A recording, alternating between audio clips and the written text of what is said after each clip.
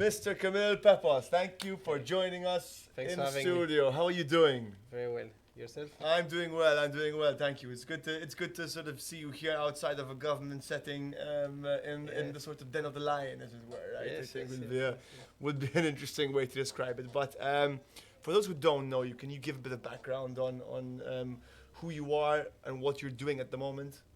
Yeah, of course. So I'm Camille Pepos. I'm the head of the FinTech supervision team at the MFSA, which is the financial regulator here in Malta. Essentially, what my department does is the authorization and supervision of two sector, essentially payment and crypto, simplistic way. And we also run the regulatory sandbox that the MFSA launched in 2020. So yeah, I'm the Okay. payment and crypto guy of the MFSA. I Okay, guess. that's a great way to put it. I love how we're already off to a casual start, like as it should be, right? And how did you find yourself? How did you get into the crypto space, Camille? What's your story? What's my story? How I ended up here? I'm French. If you didn't figure it out from the accent, I left France to start working in Dubai. Was working for a company that essentially was the middleman between startup and investor. So doing a bit of matchmaking, things like that, which is super interesting. And this is the moment where blockchain was the hype. Let's face it. So I saw a niche and I said, that's it. That's my niche. I'm gonna invest everything. Some people were renewable energy, this, and I said no. I like this thing. I want to, that interests me. Because my background was super traditional, and we're starting working in a private bank, and master in finance.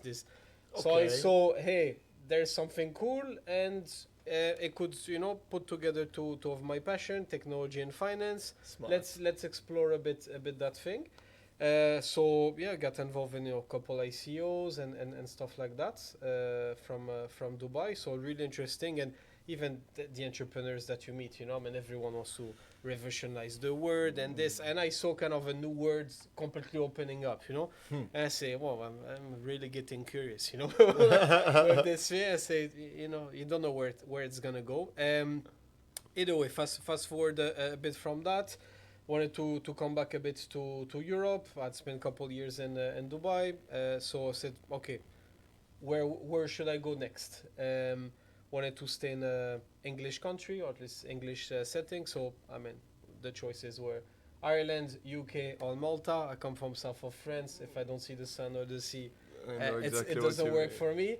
So I said, okay, let's try out Malta. And at the time in Dubai, quite a lot of smart guys told me, yeah, you should really look at Malta. They're starting to do something around blockchain. They seem to be kind of actively looking at it instead of just talking about it Yeah, and things like that. So I said, what's the worst that could happen? So yeah, try to make some contact here. Met some actually Maltese entrepreneur while I was still in Dubai. Say, yeah, when you're only on the island, you have a job. So I said, it's pretty easy. Let's try it out. Kind of fell in love with the ecosystem, the way of living and whatever. I found a lot of similarities and kind of what I like.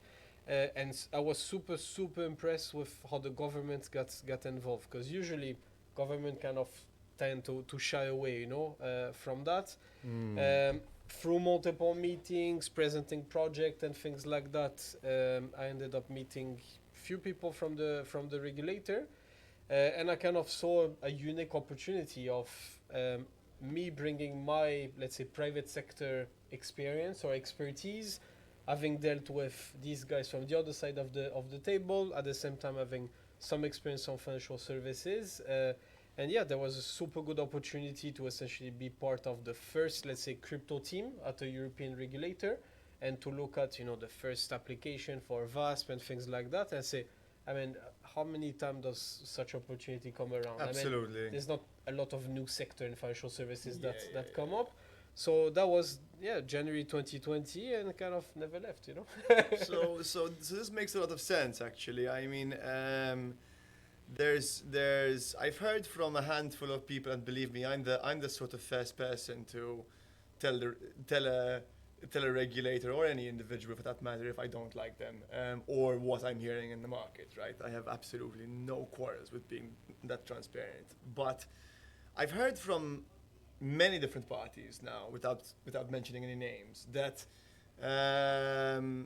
that the current management of the VFA act and its transition to MICA is being well managed and effectively managed. And a lot of people locally, at least in the local market, seem to think that it's stemming from you as an individual. And I guess, I mean, once you explain your background, it kind of makes sense, because you're a TradFi guy that spent time in Dubai, which is probably the most forward-thinking crypto jurisdiction in the world, and you did it around the ICO days. So you had, let's say, experience enough to see a bunch of scams rise and fall, because Dubai, besides that, is also the home of scam city, right? Let's face it. I mean, Also attract that crowd. Yes. it's the unfortunate reality of success, right? Because they do things very, very well, right? I mean, sort of.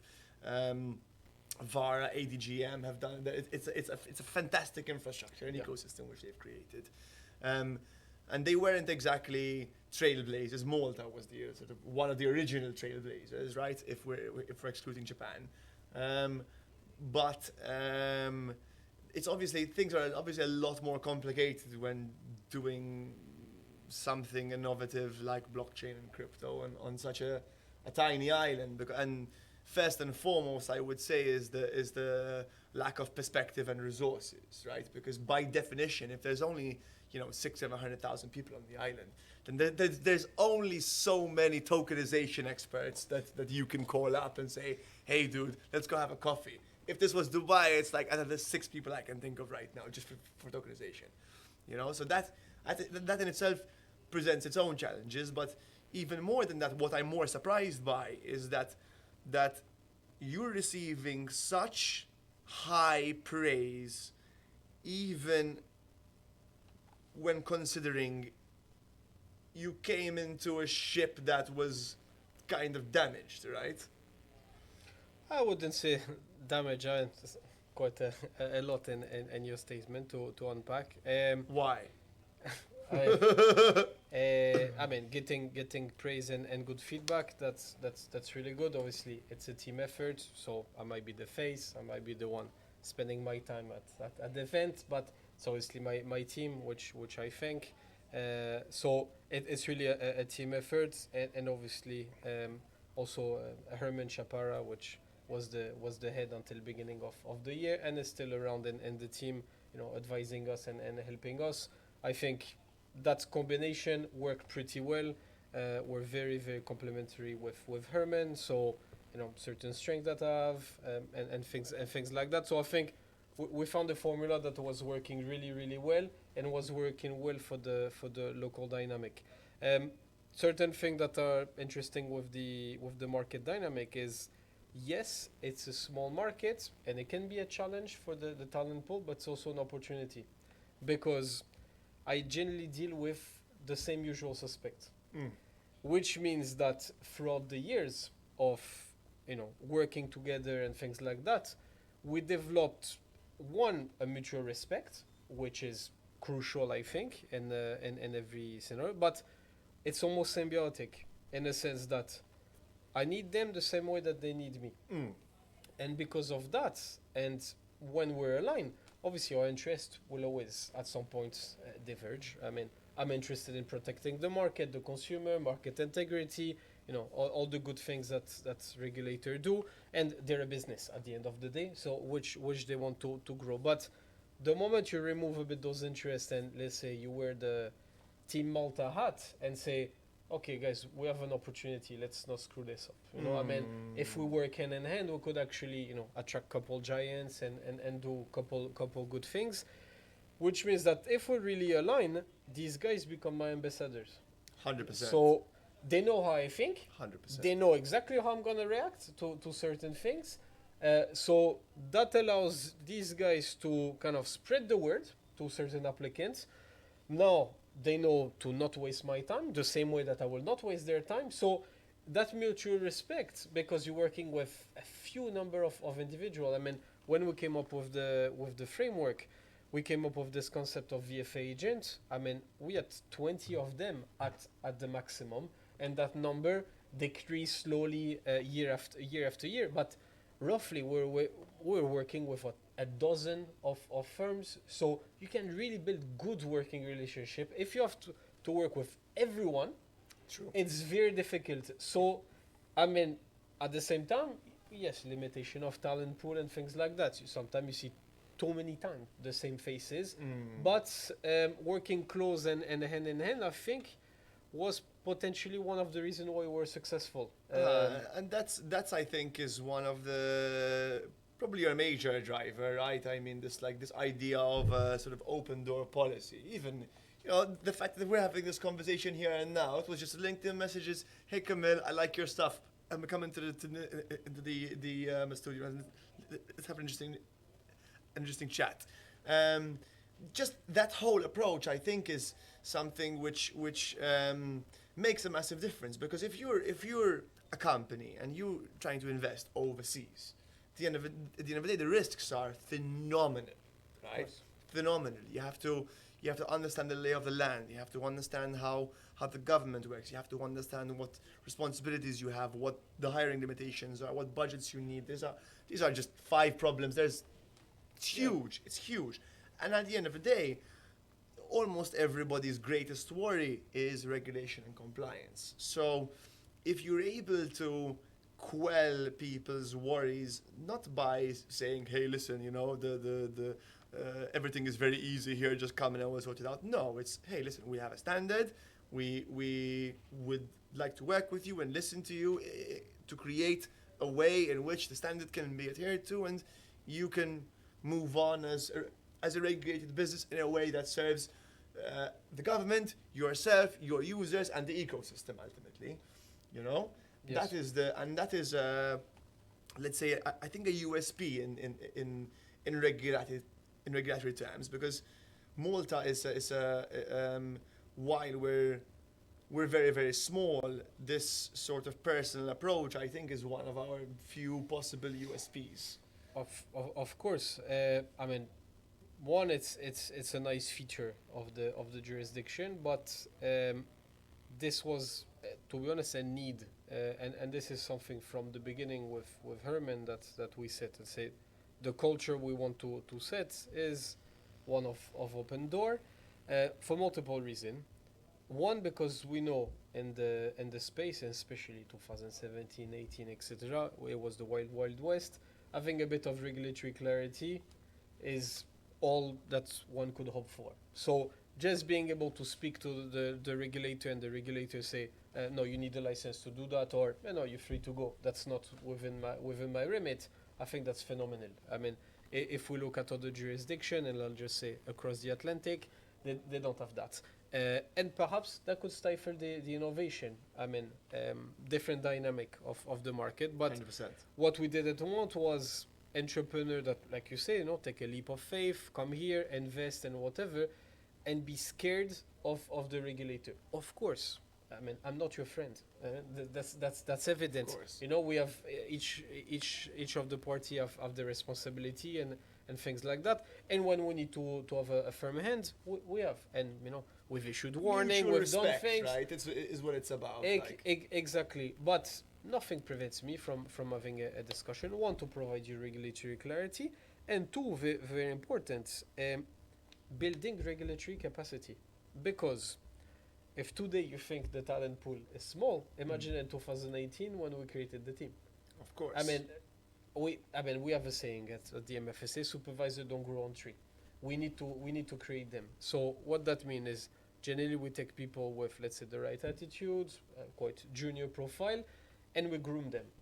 A lot of training, we invest a lot of time. In fact, the best way for those people to understand the crypto business was to be exposed to it.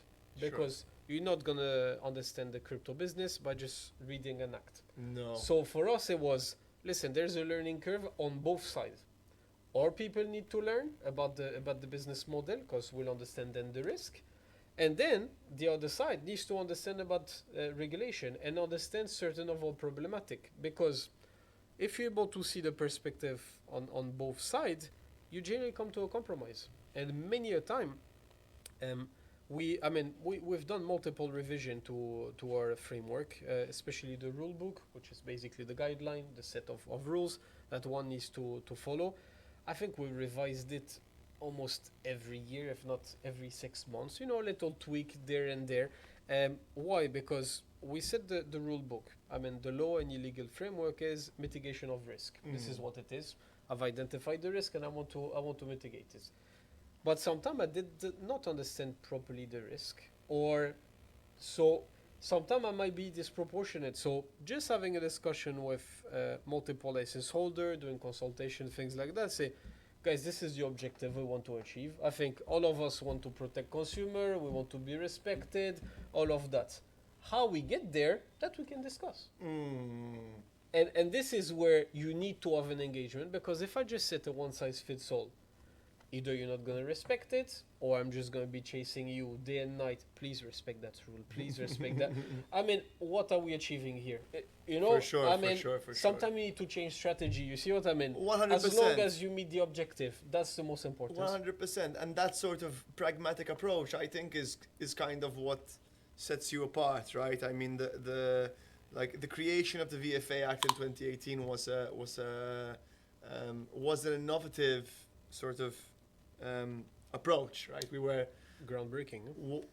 One of, if not the first countries in the world, right, to regulate. Although, and the sort of cost of pioneering is nobody's been down that path before. So what's have the no benchmark? idea. Exactly. What's the benchmark? And Malta basically set it with, and if you look at MiCA, that proves that statement clearly, right? Because it's almost from what I understand and what I've been told, at least, and it seems to be a general consensus that there's a 90% mapping over the standards in MiCA versus the VFA framework. So in many ways, Malta was the sort of trailblazer there. Is this something you agree with, or what's your take? Yes, 100%. So maybe there was a bit of a pilot testing, or maybe in a way we're sandboxing ourselves, maybe, which is really really interesting. And this is also one of the key thing that attracted me to join the regulator. I said, we have to create everything. So, for many years, and even today, do consider ourselves, we act like a startup. Because unless we have kind of a feedback mechanism, and we have to look at our market, our offering and things like that, it was not going to work. So we do a lot of trial and error within the regulator, our processes, how we work. This might not be seen by the market all the time, because you just see the tip of the iceberg. But how we work internally, it's been a lot of that, because, for example, wouldn't it help you though to sort of make that more transparent and show, make the industry a part of that process? I think it would lend really well to your... Yes, and to be honest, we've published on that. There's two publications that we have on our website called Nature and Art of Supervision of Virtual Financial Asset, that kind of retrace our steps and kind of how we've done things. But a lot of time it was the first time ever done. So the first time someone authorized a VASP under that regime. So how do you do that? Yes, you have a general structure. Then the first time, how do you supervise them? How do you go on a visit? So that was really interesting to set that, because like that, what we did and still do is we kind of take the best out of everyone. So obviously we look at our colleague, we look at other sector, other jurisdiction as well, because yes, we were one of the first, but Gibraltar had also a regime at the exact same time, and we have very good connection with the regulator, and still to this day exchange a lot, because as you should. Yes, because we had the same problematic, and obviously the level of maturity in terms of crypto differs greatly from one regulator to another. So being able to sit around and say, hey, we're seeing that, do you see that as well? I mean, we're kind of working on the same problem. Exactly. Was phenomenal. But Jib, I see sort of like a similar mindset from the regulators in Jib as well, which makes me think that the Maybe synergy and attitude. I being think. on an island maybe as a secret. Yeah, maybe it's island mentality and cabin fever. We must regulate. We must do it right. Exactly. Okay, so sort of it's good that you create this feedback loop with partners. Would that leave some sort of like? Do you foresee? I don't know, like a DAO run by regulators, maybe sharing and creating standards in the future or something. I mean, at the end of the day, we're still a regulator, so there's limit on what we can do. Setting standards on certain things in crypto, yes, always has been our goal. So, I mean, now I think the next year or so, the work for us is cut out. We need to first transition to Mika, but after that, there's many things that we can do. I mean, Mika 2.0, we know is something that's going to happen. I mean, Mika covers only one part of it, and even there's area of supervision that's have never been done. So within Europe, yes, we will be organized, but how do you do an effective cross-border supervision of giant group, for example? So we all know certain brand name that I will not mention that are present in multiple jurisdictions, or maybe in the US, in Asia, in Europe, and whatever. Is there a way to create a forum of all those regulators one day? Or because, I mean, this is a globalized movement. This is not just Europe. This is definitely not just Malta. So there's a lot of things that we can do where really Malta could be one of the voice. And this is very exciting, even what's happening with Europe, because of our experience and whatever, we are considered subject matter experts. And many a time, our opinion matters when setting standard and which is fantastic for the size of the jurisdiction. For sure, I mean, for sure. If you look at even the number of seats that we have, I mean, we're sometimes 10 times smaller than other jurisdictions. So our vote should not count that much, but it does. And that's fantastic. So yeah, there's plenty of things. DeFi is something we want to explore. Tokenization is really a hype right now. Let's try to see how to do it. So plenty of things. Now it's let's get everyone over getting over the Mika board, like exactly, because I think that's really the culmination of all of those years of work. And I think would it be our teams, all the law firms, practitioners, everyone that's the ecosystem of professional that has supported the industry, but also all of the, let's say, early adopter of regulation, because let's face it, I mean, 2018, not a lot of crypto companies said, yes, I want to subject myself to full regulation. Well, these guys need to be recognized, Yes and no. In reality, in 2018, we had 330 applicants originally for the VFA regime, and we have 2 years later there was one license issued, and 5 years later now, or 6 years later, there's I think 15. Yeah, something correct. like that. It's a bit more. It's a bit more nuanced than that. It's a bit. No, I know. I understand. There's some. Look, on one side, there's a little bit of politics at play, or there was a little bit of politics, or rather geopolitics. I think is more of a better explanation. That is, let's say, is an issue which is no longer present. Yes, I mean, leave politics aside, because I mean, being foreigner, I'm really not. Okay, so let's just say it how it is. Malta was grey-listed. Yeah. At the same time that we tried to create VFA legislation. That's the reality. No. It came really after. So, 2018, there is a framework, okay, an act. Let's say level 1 text.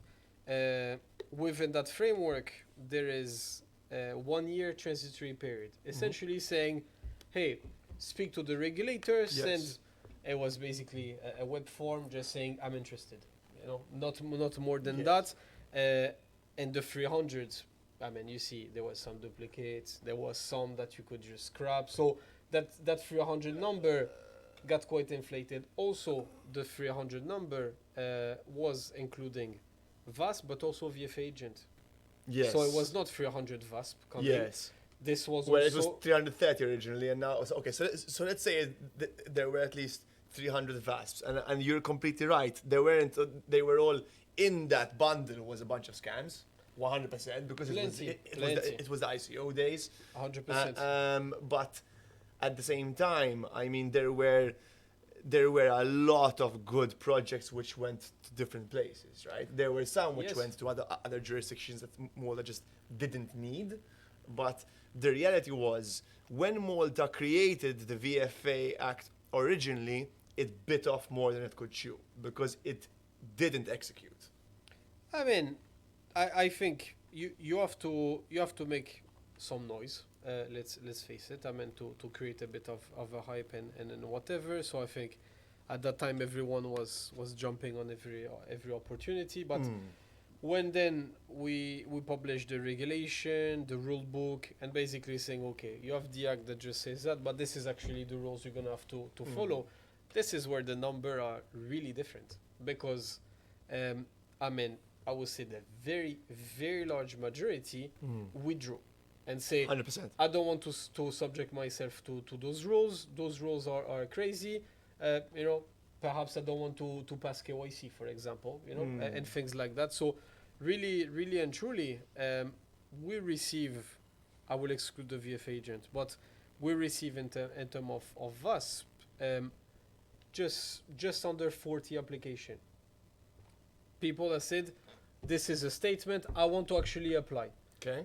From that, less actually submitted all of the documentation. So we're looking really at around 30 that actually went through the process.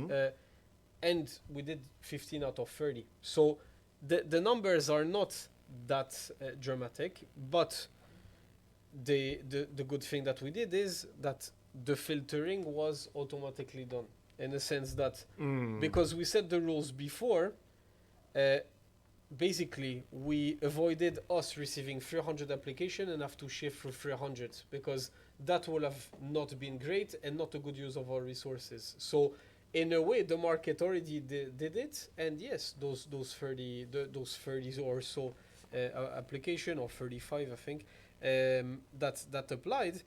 Then we could actually spend time with them, and this is where we're able to really drill into them and whatever. But the application that we receive, essentially, so November 2019, so that 1 year transitory period, this is the moment where basically you had two choices of saying, yes, I want to apply, or it's not for me, I'm out.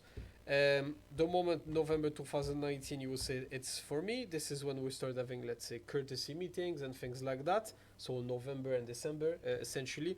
The first application that we received, as in the application pack, was January 2020, not before, because of all of those things. So January 2020, and then by the end of the year, no, actually 6 months after, I remember just before the summer, is the first time we issued an in-principle approval. Then, that in-principle approval, what is it? Basically, a bit of a to-do list, where it says, listen, your business plan looks okay, the people that you have that you have selected look okay, you know, they're fit and proper, all of that. Now it's time for you to implement everything that is in your business plan. And you set those conditions and they're binding. Some of us took a really long time to abide by those conditions because we know, especially things, you know, like an IT audit and whatever, there's a certain amount of time that is and this is why it just takes time. It just takes time. I understand. Look, don't get me wrong. I mean, I like. I think it's one of the reasons why we sort of click in some ways because I'm equally pragmatic. So when Malta did the whole, like, announced the whole VFA thing, I sold my apartment, went full into the industry just for the cybersecurity side, and obviously it didn't work out because it took so long for this whole ecosystem to be built and for it to work out. On the flip side, I also think that while it didn't work out in the short term, it positioned, and maybe not too great for me personally on that specific project, I think it really set Malta up to be a front runner for the current era. And if you've been in this industry long enough, you understand that there aren't bull markets and bear markets. There's hype cycles and there's culling cycles. That's what it is at the end of the day. And Correct. the hype comes, the bullshit comes, it rises, and then at some point everything crashes, things get culled, 80% of the projects die, and rinse, repeat, Well, right? someone has to take profit at some point. Exactly. It cannot just go up. No, exactly. I don't suppose you invested in the Hackaway coin recently, no? Okay, cool. But you know the meme with that response. Good. Yes, So yes, yes. we're in a good place. And I think the industry, like you said, is very, very small. So everyone knows everyone. It's Which is a strength as well. No? which is a strength. Because in some way it helps sort of weed out the opportunists and the scammers, right? Because ultimately, if you've been around for X number of years and people still aren't talking crap about you, then you're doing something right. That's the way I Let's see face it. it, yeah. But I also think that Malta has it's a bit of an uphill battle, I think, for Malta to be able to win trust with the market at large. I think because while I understand it, I understand where you're coming from. I understand what happened and what the approach is now. And to me, speaking as a let's say a member of the market, I guess I would say like Malta did the right thing, even though it worked against me personally. I think it was the right thing that should have been done for the country, right? Although if you're like other people, especially entrepreneurs and VCs, are much less forgiving, right? Because usually Yep. once you sort of like tarnish a relationship once with a company, fixing that becomes very, very difficult. So what would you say to the good companies who explored Malta during the 2018 days and decided to pull out for one reason or another? What would you say to them to have them reconsider Malta for some reason? What's your message to them? No hard feelings. Let's start with that.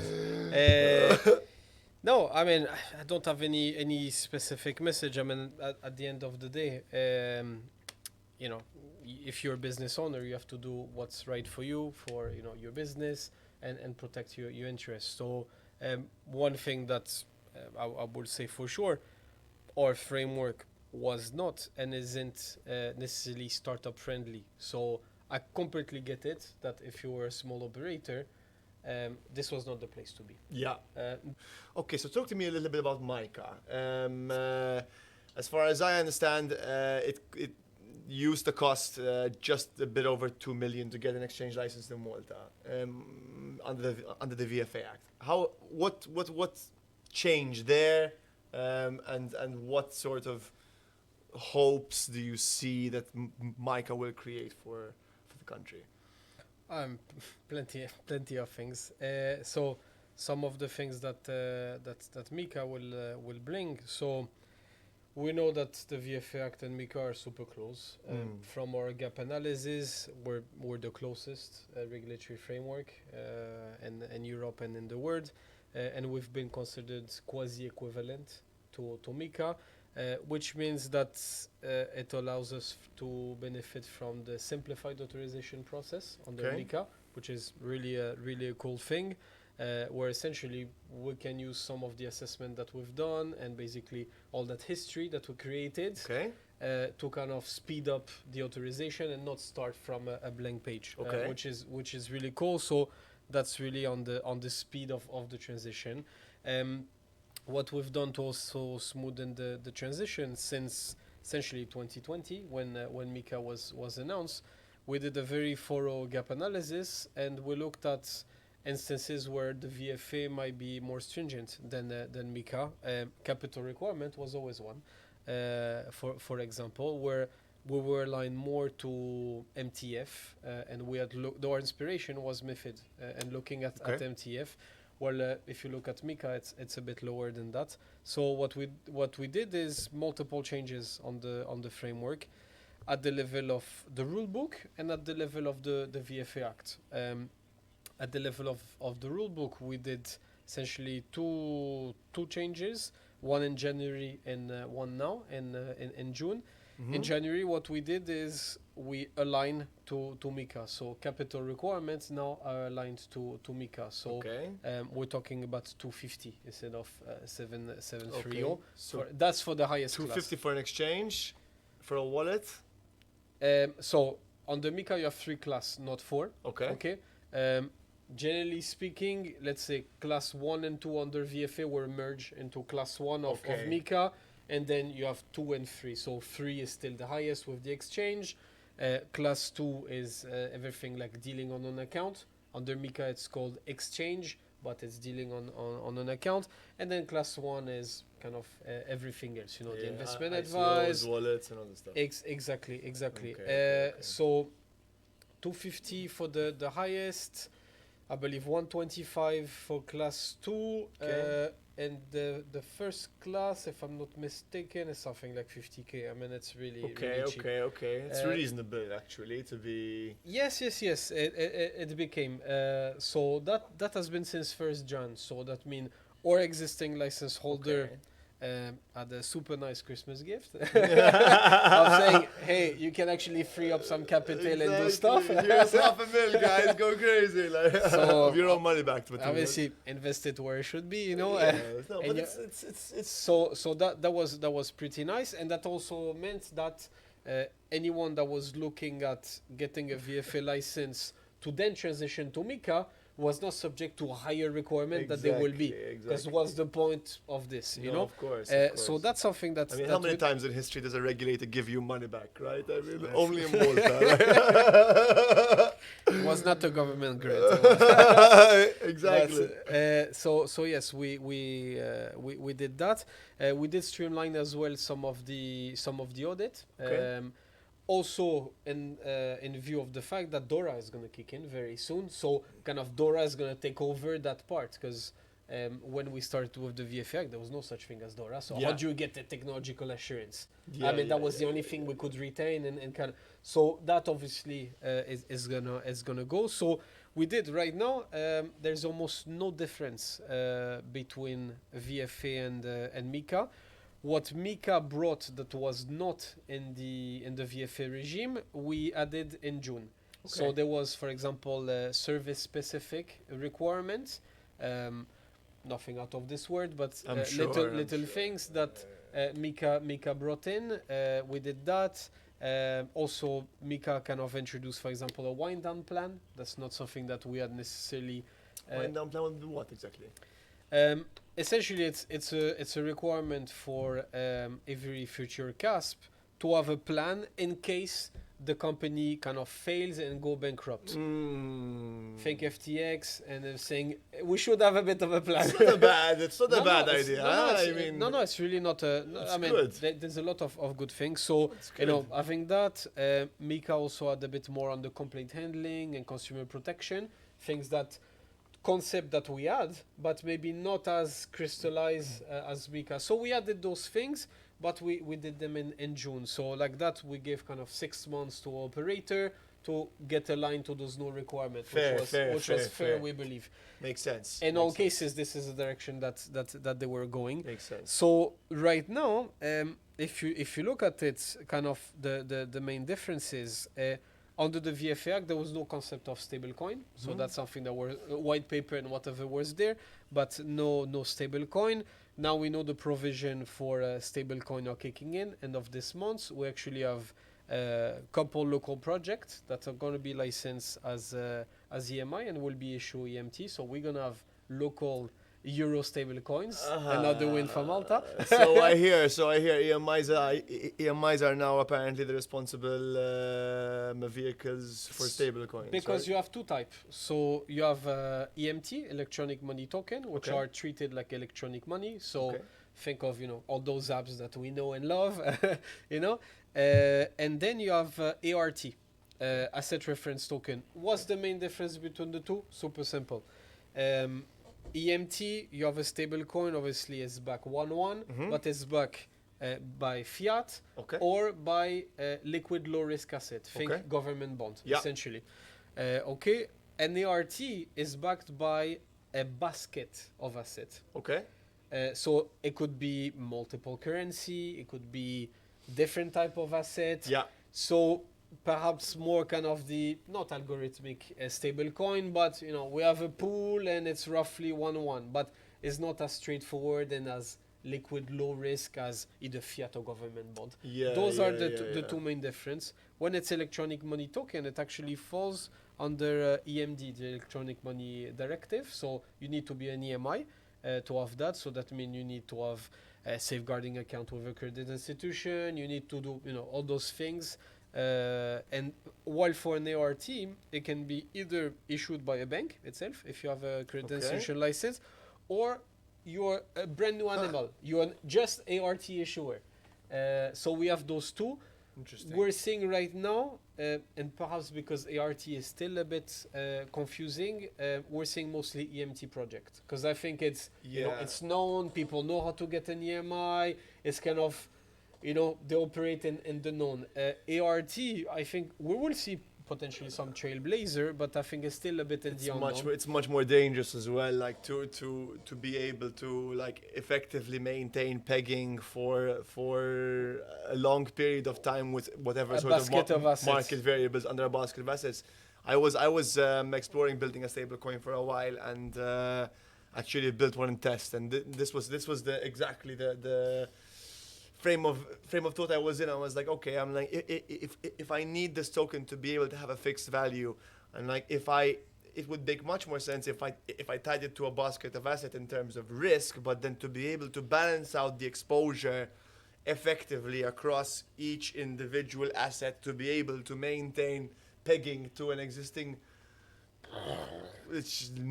And I was just scared of another Luna episode, and I was just like, there's no way. And I think There's perhaps no way. for ART, I think, at least that's my personal opinion, it's going to come from people that have an existing basket of assets, Exactly. and then they're going to, but the other way around, I don't think, because no, it won't. how can you issue, euro per euro and then Exactly. say, then I need that asset, No. and this is where the EMT allows for a much more organic growth, because Exactly. I mean, each euro that comes in, I will issue Exactly. an EMT, or I would invest in some government bond and whatever. Exactly. And I mean, we're not in the interest zero environment anymore. So No. now there's actually a pretty decent source of revenue just from that, because I mean, yeah, you might not think, but invest in couple bonds, 3, 4, 5%. Yeah, that might not look huge, but if you have millions and millions and millions, Big deal. it It's a can big actually deal. really substantiate the operation of a Uh-huh. stablecoin issuer. No, I see like a regulated fund, for example, being something which would be an interesting business to approach something like this. Possibly even credit institutions creating their own new financial instruments based off this sort of approach. And this is why credit institution can issue ART just with a notification, because Makes the sense. thinking was, Makes I sense. mean, they sit on so much asset, the balance sheet is super rich. Yeah. Why not? Yeah, exactly. But starting from zero, I don't see that happening. There, I agree. It makes perfect sense, because, I mean, the downside of crypto is that sort of it teaches you a little bit about human nature, right? A lot. A lot. And what you realize is that ultimately, if you give people the tools to make fire, they will create war. They will burn down the village. And they will burn down the village. That's the reality. That's the ICO days. That's the NFT days. That's the so I it's weird to sort of say something in favor of the government and against the people, but actually I would be very happy if this wasn't a tool which was in the hands of the majority at large. Because we'd see some horrible abuse, I think. Yeah, and I mean, I think this is the kind of the trade-off of any innovation. I mean, look at something that is much more common, but look at internet. What a revolution in human civilization! But we know also that it leads to many abuse and a horrible corner of internet. while this is still, phenomenal. I think our ancestor couldn't dream of something like that. For You know, sure. have all the knowledge in the world just there on a tablet. This And is what do you want to do? Like, I don't know, create an Indian scam a call center and go after grandmas. Why? Like, why? exactly. You know, so I think there's no technology that is harmful. For sure. It's how you use it. You know, For so sure. I think blockchain is the same thing, but financial services is built on trust, and I think Agreed. people that touch your money or are responsible for your money should be under a certain level of scrutiny, and because otherwise the system is not going to work. For sure, for sure. So with that in mind, actually, let's go on to, or what's your feeling on DeFi as a whole? As personal opinion, I like it. I think this is really cool. This is the next evolution of financial services, and this is it. This is really technology meeting financial services and limiting human intervention. Limited margin of error and things like that. So there's plenty of fantastic thing. Now, should this be available to everyone? Should this be done by everyone? I'm not sure. So to a certain extent, we need to set some rules, because the last thing I would want is someone that should only invest in, let's say, low risk asset, or I'm thinking, people that are, let's say, close to retirement or pensioner or things like that. They should not bet their life savings on a DeFi project or put things in a liquidity pool, because this is it, But someone that has a higher risk appetite and say, yeah, if I lose that money, it's not that bad. I will still survive. This is fine. Go ahead. I see your point. You see what I mean? And you need to protect people from themselves. And this is it. From themselves, literally. There's people that, yes, you need to say, maybe you should not buy that super fast car, because I see how you drive. Exactly. Maybe you're gonna kill yourself. Exactly. So this is it. It's a shame, but it's true. And but in terms of DeFi, let's talk about or rather, would an effective way to do it be to, let's say, limit the maximum spend based on income, for example? But this you can. There's always loopholes there. So no, I think is one, making sure that everyone understand all of the risk. Okay, because it's impossible. But it's impossible. But look at, for example, casino. Yes, we know there is gambling and whatever, but you place that bet, that money could be gone. So it kind of became, like, people know this is highly risky. Yes. I might not see my money back. Yes. I'm not saying treating DeFi like casino. I'm not saying that. But I think, one, there's a lot of education that needs to be there. I don't think it's necessarily a bad approach either, though, right? Because at the end of the day, you're completely right. Like, crypto is highly, highly risky, but the process of educating people on how things work doesn't make sense. I guarantee you, 99% of the people on this planet have no idea how banks work or make money, and that's how it should be, because there should be some trust in a working system, right? And at the same time, you don't need to understand how a car works. Exactly. But we use it, Yes, but you use it because, I went through a series of tests, and there's people like me that look, Yes, I know, but... You see, so I think it's finding the right balance of how can we provide certain assurance to the general retail consumer. Yes. That, hey, this has been looked at and the technology is going to do what it's going to do. Obviously, I cannot guarantee the price of any asset. But, for example, could we look at the fact that the smart contract is not full of bug, or there's no malicious rug pull? This is where the NDIA's, I guess, Innovative Technology Act starts to make sense, right? A lot. Because you need to trust that the technology is doing what it's supposed to do. Absolutely. Easier said than done. For sure. But ultimately, it's that, because if you look at the rest of financial services, when I pay with my cards or when I send a transfer through the bank, I mean, it's out of my mind. I know it's gonna arrive. Exactly. You know, so I don't need to know how. I don't need to know Exactly. that, hey, this guy is gonna go to a card scheme and there's gross settlement and all the complete. I don't need. I don't Exactly. care. I just pay Apple Pay about a coffee. Which is how it should be. Which is how it should be. Money should move seamlessly. You Yes. should not worry how it moves. I So, agree. if we manage to have that and be an environment where one people know the risk and maybe certain disclaimer and say, listen, that area is completely unregulated. There's no checks at your own risk. Obviously, you can do whatever you want, but at your own risk. That's fine.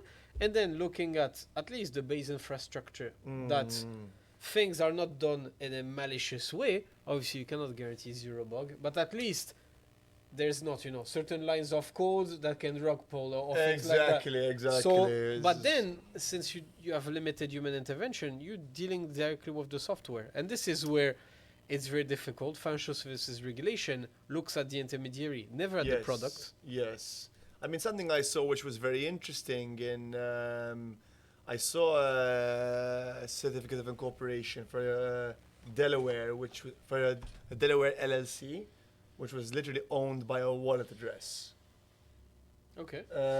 And that, as soon as I saw that, I'm like, this is the legal basis for a DAO. This is the legal basis for like any DeFi regulation, for RWA, for so many things, right? Yeah, and I think it's just, but it's like you said earlier, right? That trailblazing comes with its cost, and it needs to be done. It needs to be done right. So, I guess with that in mind, what's your take on RWA?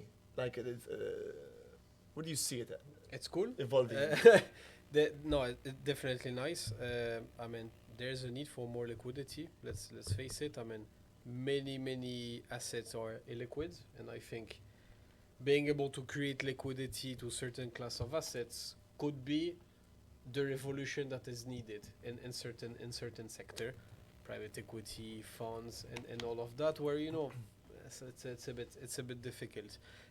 So the economics of it, I do see it. That's really good.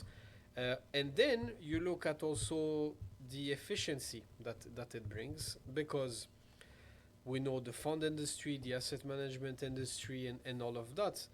It's quite a highly competitive industry, and because of that, it became a pretty low margin industry. Okay. Everyone competes, and so if you're able to lower your cost of compliance or do anything to kind of reduce that becomes a game changer.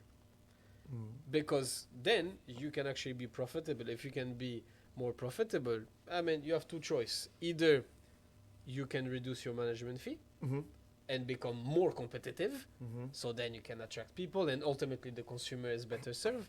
I mean, why should I pay so much, in management fee? So that could be pretty cool.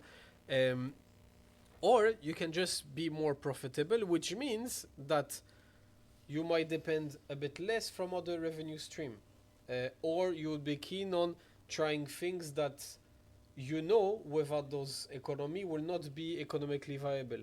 So it brings a lot of opportunity and really change a sector that has not really changed. I mean, the asset management and fund industry, I mean, yes, regulation has evolved, but intrinsically it has not really changed. I mean, the last 10, 20, 50, I mean, almost 30 years, I want to say, I mean, a hedge fund is a hedge fund. Yeah, And it's that was kind of ripe, I guess. It's kind so, of ripe. this is really seeing, I mean, and this is what we're seeing, 2017 and even before, like blockchain can change the world, and there's so many industry, shipping and this.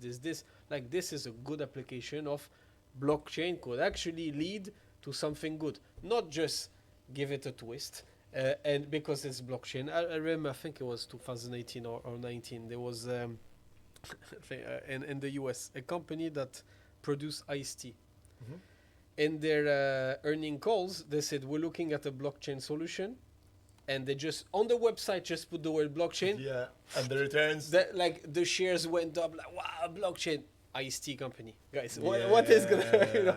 So and it's the same thing with AI nowadays, basically. Like, you know, I mean, this at the conference Which that is that hilarious. were yesterday was this, you know, I kind of know, this it's like everyone finding a way to talk about AI. Like, shoot AI, me now. AI washing. But this is actually a concrete way of doing it.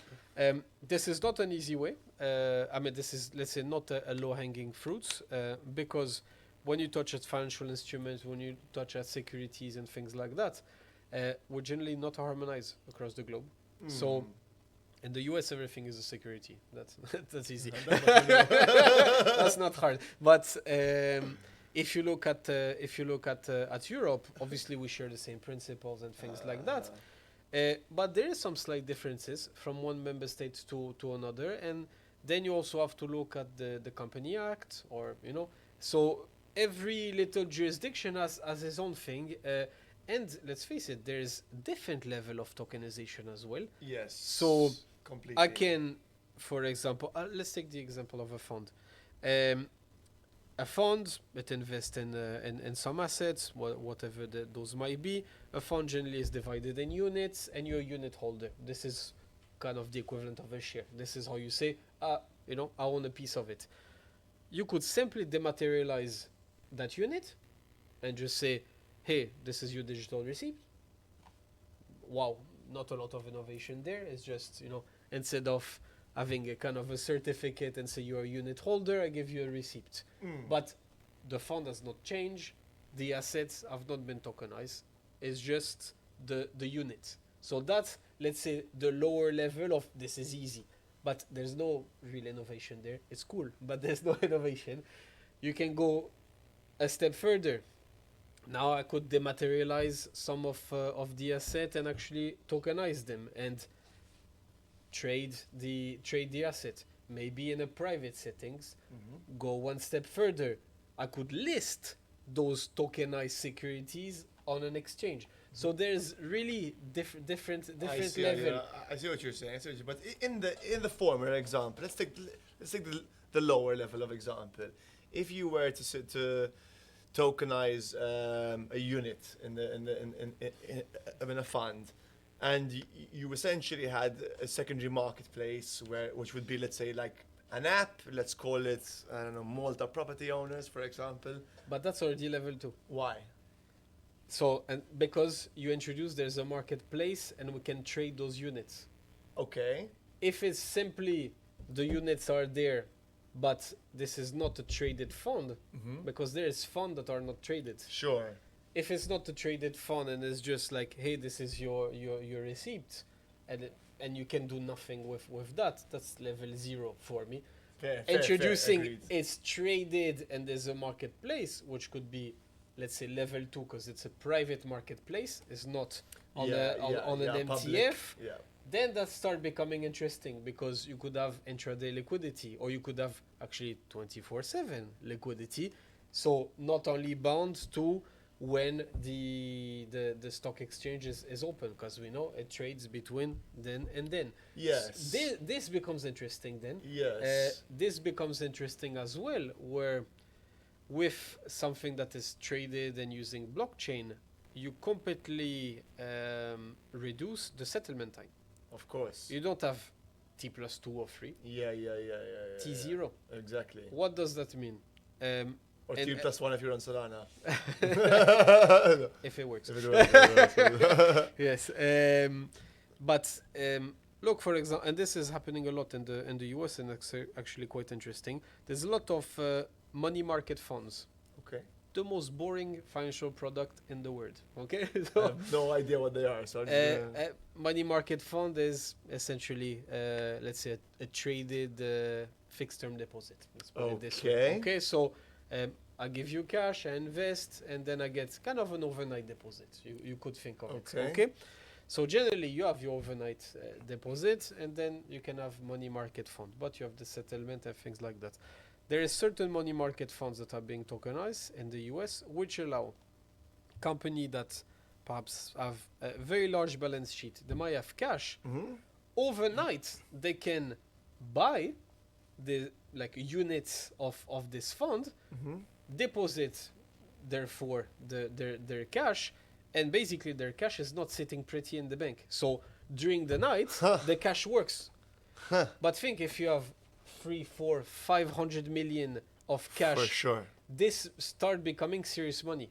Of course. So money market fund, for example, is prime for tokenization. How smart. Okay. This is something that is phenomenal. You have super big asset management company that are doing it. I was at a conference in London for asset manager and digital asset summit or whatever. It makes perfect sense because This was the can be- craze. This because was you can be in and out without affecting your instant, business, boom, basically. instant, in and out, in and out, in and out. Phenomenal. Exactly. Instead of I buy and I need to leave it for so then Exactly, it very becomes smart. almost the equivalent of instant payment. Yeah. You And- might even be able to like almost completely automate that, right? And, like in reality, Yes. that can be almost entirely automated if the right system is in place. Yeah, I mean, you could even go as far as have money sitting in the bank for 3 hours. Let's have this money work. Exactly. Like make me 2 cents. Doesn't matter. It's fine. But like of every euro Uh-huh. or whatever. And this is when you look at what instant transaction look like. Yeah. And we're in Malta, and I'm sure that if we look at our phone, we have the same app. Start with an R. That's allows to look at how it change our interaction. Now is I pay for it, you send to me. It's easy. Yeah. It's- It did not happen before. I mean, so having the instant thing of I know I can just do that, you create certain interaction or it allows certain transaction that were not possible before. Yeah. If we have to split the bill and I had to withdraw at the ATM or send you a bank transfer, we will not be doing it anymore. Yeah. No, and no, in it the won't past, happen. this is how it was. I mean, It won't happen. you go to a restaurant or whatever, and For people are sure. like, okay, so how did I do that? No, you're absolutely right. I mean, different infrastructure creates a different, let's say, social paradigm, right? Because Correct. that's the Instant on demand. Exactly. It's the same thing as cloud. Exactly. This is the I mean, I don't need to wait to buy more hardware. It's available to me. Exactly. I need more power. I have more power. I need more storage. So this is what becomes interesting with tokenization, on top of making illiquid asset liquid. So that on its own is It's phenomenal. I think liquidity and almost like hyper liquidity on certain asset is also phenomenal. That's a perspective I hadn't thought about before, but I guess as a sort of ex banker, I guess would or TradFi expert, that's it gives you a really unique view into the market, and that's why I love this industry so much, because so many like crypto's fun, don't get me wrong, but it's all about blockchain at the end of the day. That's what it's all about, because the real fun is in blockchain. And if I think I'm of the opinion that RWA will eat the world. And the reason it occurred to me a couple of years ago when I was sitting down at a country club in the UK with a friend of mine, and I was his guest, and he introduced me to someone who was running a tokenized property project, and he said, listen, he said, once people realize they can be paid in an asset that appreciates in value, why would they accept cash? Yeah. And I was like, I mean, okay, kind of makes perfect sense, because it does exactly what you're talking about from the money market perspective, but for the average person without there ever needing to be intervention. They're just different ways to slice the cake, essentially. Of course. And yeah, it's good to see that you're looking at RWA seriously, and as well as DeFi, and I hope that you're able to capitalize on it in the same way that you have been with